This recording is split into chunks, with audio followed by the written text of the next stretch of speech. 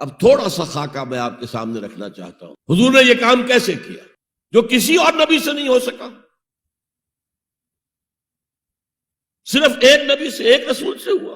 نظام قائم کرنا، حکومت اللہ کی قائم کر دینا. جیسے کہ شاید آپ کو معلوم ہو کہ انجیل میں جو دعا ہے لارڈس پریئر کہلاتی ہے، جیسے ہمارے ہاں سورہ فاتحہ ہے، ایسا ہی مقام ہے لارڈس پریئر کا عیسائیوں کے. اس میں کیا الفاظ ہیں؟ Thy kingdom come, Thy will be done on earth as it is in heavens. اے اللہ، اے رب، تیری حکومت آئے، حکومت الہیہ قائم ہو جائے، تیری حکومت آئے.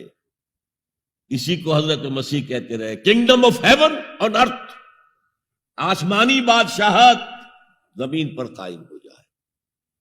Thy kingdom come, Thy will be done on earth as it is in heavens.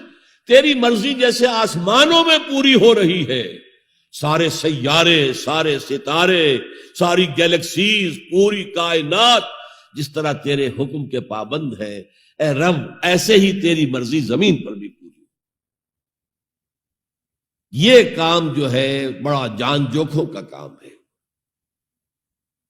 تبلیغ میں، تعلیم میں محنت ہوتی ہے، مشقت ہوتی ہے، وقت لگتا ہے، اس میں کوئی شک نہیں. لیکن محض تبلیغ، محض تعلیم، محض تربیت، محض تزکیہ، یہ محمد رسول اللہ کا طریقہ نہیں ہے. برا نہ مانیے، میری بات پر غور کیجیے. محمد رسول اللہ کا طریقہ کیا تھا؟ دعوت دو قرآن کے ذریعے، انذار کرو قرآن کے ذریعے، بشارت دو قرآن کے ذریعے. فَإِنَّمَا يَسَّرْنَاهُ بِلِسَانِكَ لِتُبَشِّرَ بِهِ الْمُتَّقِينَ وَتُنذِرَ بِهِ قَوْمًا لُدًّا. اے نبی، ہم نے اس قرآن کو آپ کی زبان میں آسان کر دیا ہے. وَلَقَدْ يَسَّرْنَا الْقُرْآنَ لِلذِّكْرِ فَهَلْ مِن مُدَّكِرٍ. 4 دفعہ آیا ہے سورہ قمر میں.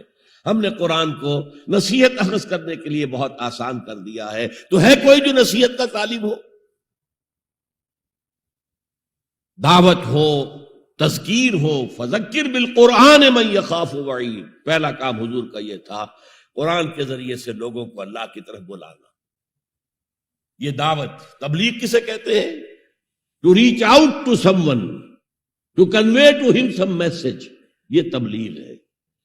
اور اس کو کھینچ کر لے آنا اللہ کے راستے کی طرف، یہ دعوت ہے.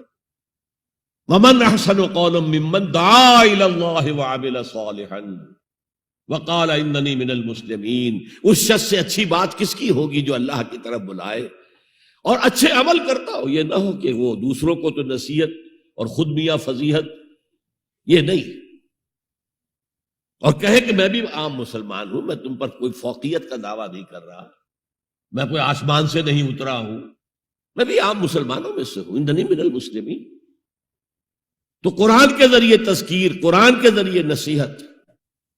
یا ایھا الناس قد جاءتکم موعظۃ من ربکم وشفاء لما فی الصدور. یہی ہے موعظہ، نصیحت، اور یہی ہے شفاء لما فی الصدور. دلوں میں جو روگ ہیں ان کا علاج یہ ہے. وہدی ورحمۃ للمؤمنین.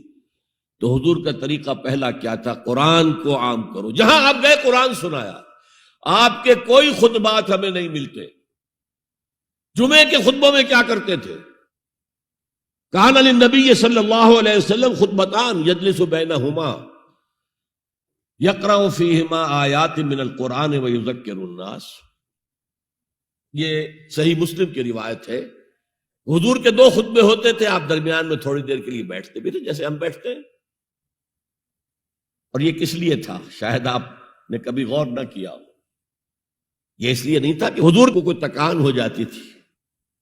آپ کے خطبے بہت مختصر ہوتے تھے. لمبے خطبے کی ضرورت کیا؟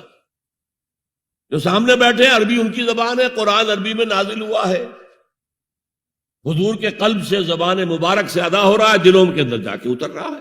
لمبی بات کی ضرورت کیا تھی؟ بہت مختصر خطبے ہوتے تھے. لیکن پھر بھی بیٹھتے تھے. کیوں بیٹھتے تھے؟ یہ علامت تھی اس بات کی کہ یہ خطبہ جو ہے یہ ظہر کی 2 رکعتوں کا قائم مقام ہے. ظہر کی 4 رکعتیں فرض اور جمعے میں رہ گئی 2، بقیہ 2 کے قائم مقام یہ 2 خطبے ہیں۔